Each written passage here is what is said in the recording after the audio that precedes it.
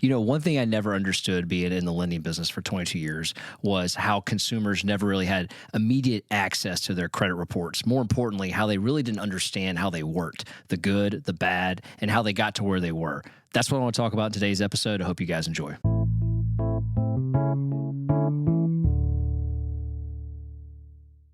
Welcome back to the What's More podcast. I'm your host, Quinton Harris. And as we dive into episode 131, I get asked all the time about credit, questions on it, how to improve it. More importantly, like, what does it mean? How did we get to these models and what derives my credit score? So we're going to take a couple of episodes. And in this one in particular, I kind of want to talk about credit, what it means, the definition of it, defining all the models, and then the impacts of your credit score. And in later episodes, I'm going to talk about some hacks to help you improve that. So let's go ahead and start with a couple things on credit. When we talk about credit, we're referring to the three major repositories. You probably have heard of them: Experian, Equifax, TransUnion, and then they go by some more formalized names such as Equifax Beacon 5.0. That's just Equifax. Experian Fair Isaac, version 2. That's just Experian. And then TransUnion FICO Risk Score Classic 04. That's just called TransUnion. You might hear those things be called FICO, Fair Isaac, or Beacon as well. But all three of those are what I'm talking about today. And I think it's really important that we kind of understand that all three of those repositories are what are traditionally used in today's credit environment. Now, I know I did an episode a while back talking about different versions of those coming out in the Vantage scoring model. And while that is out there, it's not as widely adopted as these three traditional models. Now, they may phase out in time, but as of right now, we're doing this podcast here on January 23rd. This is the models that are used today, and they've been used for quite some time.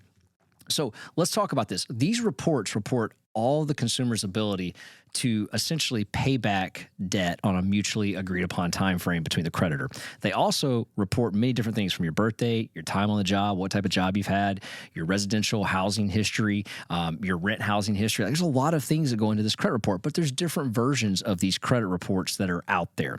And so I want to talk about those versions of the credit reports, and then I want to talk about some terminologies that we're going to use. And when I talk about credit, there's really three types of things that show up on the credit report that most people are going to look at. The first one is going to be a mortgage, and then your installment loans, which are like your auto loans or student debt, and then revolving. And revolving is anything credit card that doesn't have a term. It's an open-ended line of credit.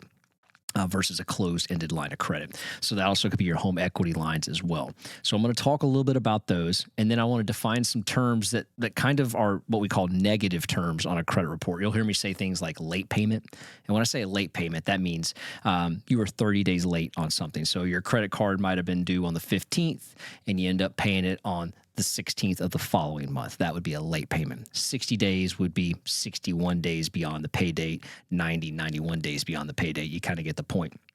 And sometimes you have things that are rolling lates as well. We'll talk about that. Collections, talk about all types of collections and why those are negatively impacting your credit. Judgments as well, repossessions, settlements where you've settled a bill down, you're paying less than what you owe. That could also be called a short sale if you're talking about a mortgage. And then foreclosures, right? These are all the bad words when it comes to credit that can negatively impact your credit. And so as I get into some of this conversation, you're going to hear me use some of those terms. And I just kind of want to define them for you and put them out there. So if you're listening to this, you might say, hey, Quinton, I know exactly what my credit score is. I use Credit Karma. I use my FICO. I use, annualcreditreport.com. I go to Experian.com. I go to one of those places you said, or even TransUnion.com. And they do have consumer-facing credit reports on there. But I think it's really important that you understand the difference between a consumer-facing credit report, the mortgage credit report, and then maybe even something like an auto or an insurance credit report, because they're all different. And I think from a consumer-facing credit report, you're going to get a snapshot of what's actively basically on your credit report. So you're going to have trade lines that aren't active. You're going to have trade lines that haven't been used for years to come, from the past that are not being used forward. And those may not show up on these consumer-facing credit reports. You're also not going to see things that show up on there that the mortgage lender is going to see, or maybe even the auto lender is going to see, because that mortgage lender is going to have the most in-depth credit report that you're ever going to see as really. And when it comes to your credit at all, they're going to see everything about your credit history dating from the first trade line all the way forward, plus all that historical stuff I was talking about earlier, like places where you've lived, time on job, how long you've lived there, date of birth. I mean, the list goes on and on and on. Even if someone has put your credit information in the credit systems to pull credit incorrectly, that will show up. and that'll tell that lender that. And so there's a lot of things that get addressed in that particular credit report that don't show up on the consumer-facing credit report. So I think that's probably one of the major differences when we talk to consumers and there's score variations. We get asked that all the time. Why does my Credit Karma say I have a 720, but then when my mortgage lender pulls credit or the auto lender pulls credit, it's a 702? And that's because those scores are not equal to one another. For example, that Credit Karma is taking a snapshot of what your credit is based on your active trade lines, but not the historical history of your credit report. And I think that also it may not be catching it the same day in which your lender pulled it. For example, if you pull something on the 7th from Credit Karma, take a look at your lender pulls your mortgage, credit report on the 20th. Well, there's some days in there in which other people are reporting to your credit report different things. For example, there could be updates to your revolving credit. There could have been a late payment that happened. There could have been all sorts of things that report during that 14 days that just don't show up at that time in which you looked at it. That's going to be the major difference.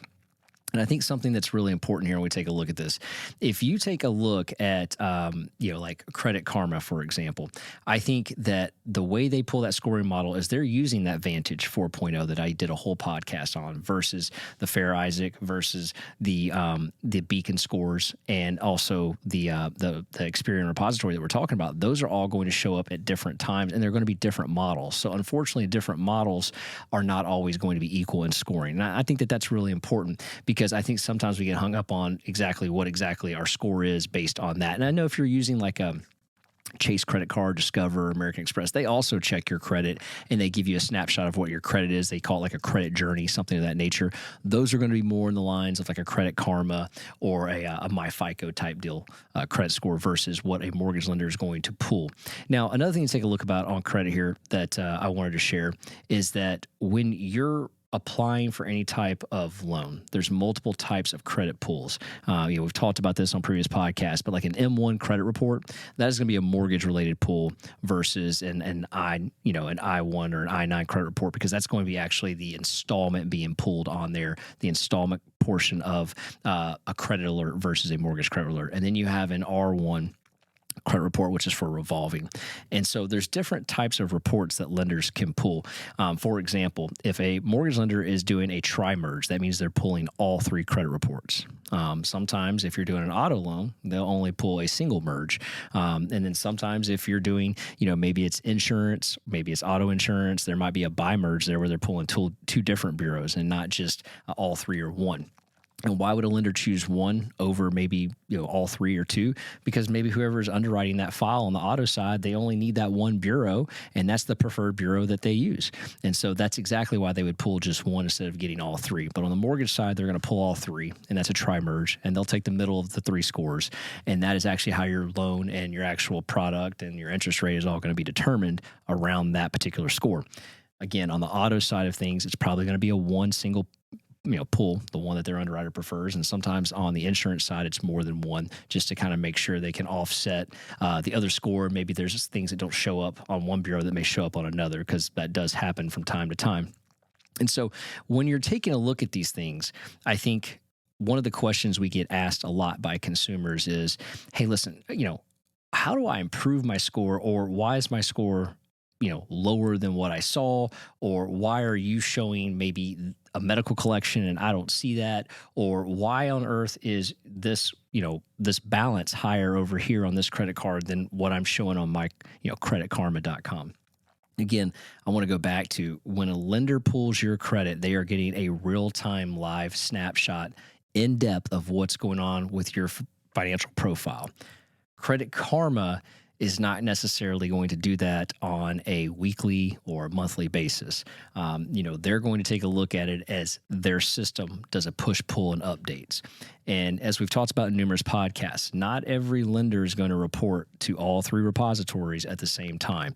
The reason for that is that rolling billing cycle. And we talked about that during the Apple Goldman Sachs podcast that we did, because one of the issues was that Apple wanted everything on the first of the month, and how detrimental that is to a company trying to answer all the phone calls that come in during the first of the month because of the billing cycle. So companies will often do a rolling billing cycle on a weekly basis. So even though you may say you're with Chase, right, and you have a Chase, let's say, Bonvoy card, and let's say my producer Charlie also has one, it doesn't mean Charlie and I's bill payment is on the exact same day. Mine might be a week or 8 days different than his.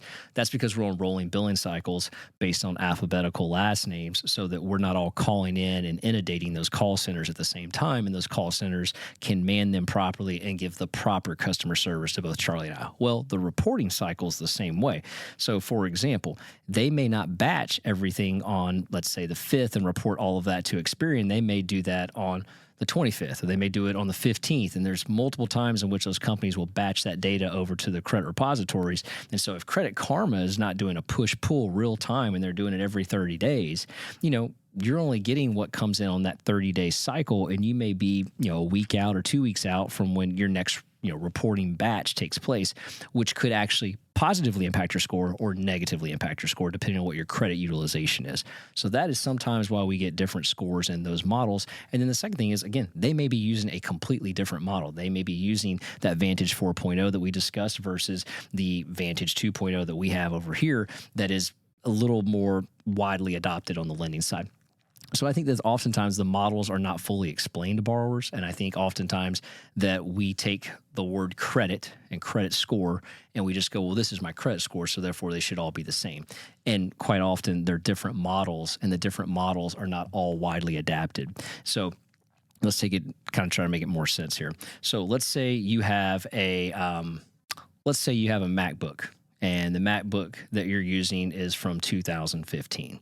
And then let's say you have a MacBook 2020 model, a MacBook Air or Mac Air, whatever it's called. The MacBook and the Mac Air are two different models. While they perform the same functionalities, they don't look the same. And one is lighter than the other, and one has higher performance than the other, but it's also maybe more expensive, and therefore it's not as widely adapted yet. It's going to get there. So fast forward to 2023. Now the Mac Air is everywhere. A lot of people prefer it and they use it. I think it's one of their best-selling laptops. And the MacBook Pro is now more of like a higher-end laptop that they've had to readapt and make better so that they could, get more people to use it. But it took time for that Air to become widely adapted. That might not be the best scenario, but that's the one that I got because I'm looking at a MacBook right now. That's the one I came up with. So in the next episode, a couple things we want to tackle here is we want to tackle how to improve your credit. There's some hacks that lenders maybe don't always share, but they know. There's some hacks that the general public can do without having to get anyone involved to improve their credit score or maximize their credit score. Maybe you got a great credit score and you want to make it better. Maybe you got a great credit score and you want to protect it. We're going to talk about that in the next episode. But before we get into that, I want to end this episode with a couple of things here. There are 5 what I consider to be critical components that create your score of how it's determined. This is kind of pulling the curtain back from the industry right now. And this is from our friends over at Partners Credit. And Partners Credit is like many vendors who essentially they provide the credit report to people, and they're the liaison between Experian, TransUnion, and Equifax. As a consumer, you and I, we just can't walk up to Experian, TransUnion, Equifax, make a phone call and go, hey, what's my credit score? We actually have to go to someone that's authorized to pull that credit and then tell us what that is. And, for many years, people couldn't even tell you what your score was when they pull your score. That was one of the most annoying things. Like, hey, we just pulled your credit. Oh, cool. What's my score? I can't tell you that. Like, that literally is how things used to go down. And then, obviously, there were laws that transitioned in 2010 that now 2008, that required lenders to now divulge your credit score to you and tell you what it is at the beginning of the process, not necessarily at the very end if you were denied. They have to tell you up front. And that was a great move that was changed in the lending industry. But no one still knows to this day, like, how is my score comprised? Like, what makes my score? So your score is simple as this, and this is straight from Partners. I think this is wonderful, is that your score is determined by 5 factors of differing importance, right? So 35% of your credit score is based on your payment history. That's basically, are you making your payments on time, and are you paying your loan in the mutually agreed upon time frame? Pretty simple. Late payments, that's going to hurt your score, right? 30-day lates, 60-day lates. Now, again, defining lates. If your mortgage payment is due on the 1st of every month, and you make it on the 2nd, the 3rd, the 4th, the 5th, you get the point. That's not late. Matter of fact, you should have a grace period from the 1st all the way to the 15th. That's a traditional grace period. If you make your payment on the 16th, it's still not late. It's not late on the 17th. You get the point. It's late on the first of the next following month. It's late. That's when it's late. So that's a 30-day late. So if you're making a late payment beyond your 30-day cycle, then that's going to hurt your score negatively. Next one is 30% of it's how much you owe. Now, you can't really control what you owe on the mortgage because once you sign the note, that is the note. Now you're just paying it down, right? Same thing with auto loans. Now, you could go out and overspend on a mortgage and you could go out and overspend on a car, but most people stay within their budgetary means unless there's a life-altering effect that happens. So when we talk about how much you owe, it's not necessarily on the mortgage and it's not necessarily on the auto loans. It's on the revolving credit card. And this credit utilization, this is a term that we use a lot. Credit utilization is vital. So if you have a $10,000 credit card limit, I use $10,000 because it's a round number. If you have a $10,000 credit card limit, traditionally speaking, you want to stay below 30% debt utilization on that. So when the billing cycle comes out, you really don't want to have higher than a $3,000 balance on that credit card when the cycle comes out.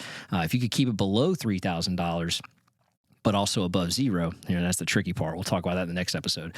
But if you get it below $3,000, you're going to see what they call a credit utilization pop in your credit score. Like you are going to be rewarded in your credit score for having the right utilization of the debt load on that credit card. And that goes for all credit cards. Let's say you have like 2 or 3 of them.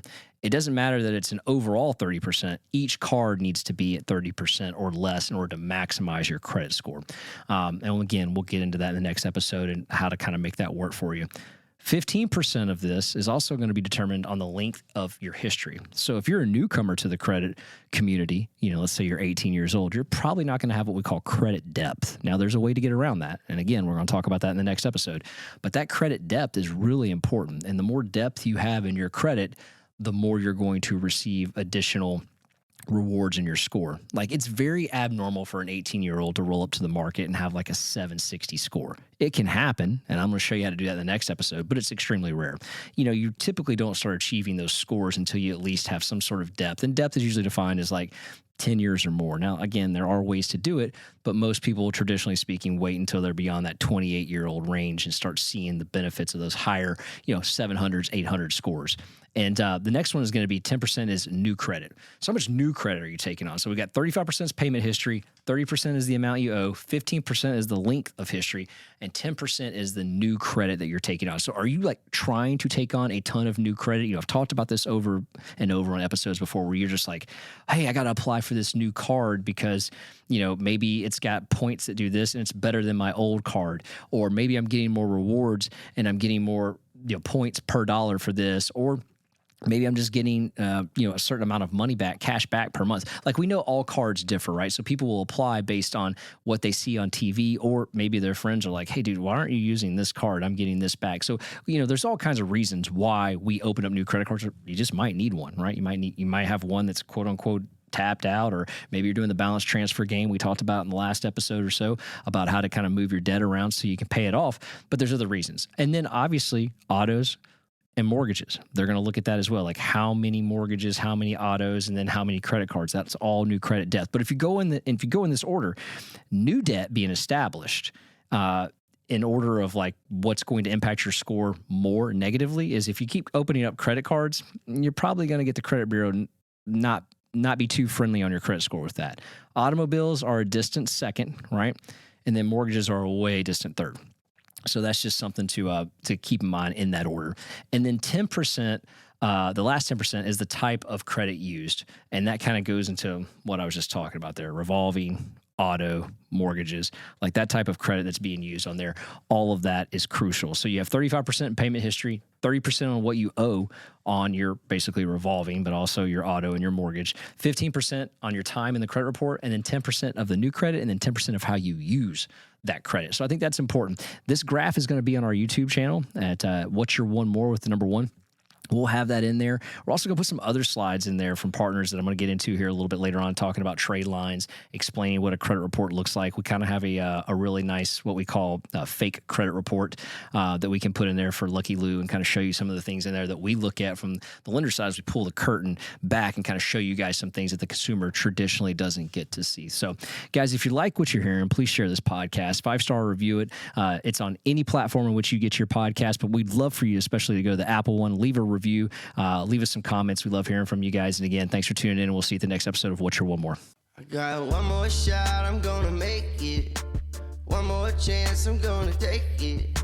I meant it when I said it, now it's time for me to do it. I got